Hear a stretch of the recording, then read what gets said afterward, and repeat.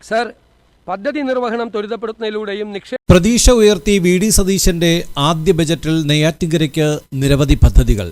Neyyattinkara town വികസനം യാഥാർത്ഥ്യമാക്കുമെന്ന് N ശക്തൻ MLA അറിയിച്ചു. Town വികസനത്തിന് ഇന്നത്തെ ബജറ്റിൽ 1 കോടി രൂപയാണ് അനുവദിച്ചിരിക്കുന്നത്.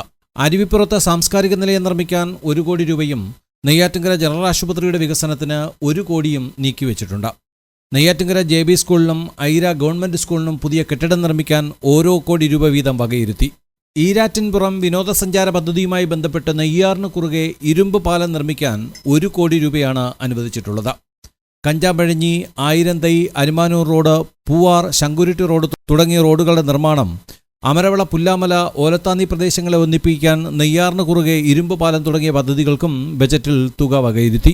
ചെങ്കൽ, വലിയകുളം, തിരുപ്പുറം, കള്ളക്കുളം, അതിയന്നൂർ, ശബരിമുട്ടം, പനയറക്കുളം, കൊടങ്ങാവള, കാട്ടുകുളം തുടങ്ങിയവ നവീകരണത്തിന് 1 കോടി രൂപയും അനുവദിച്ചിട്ടുണ്ട്.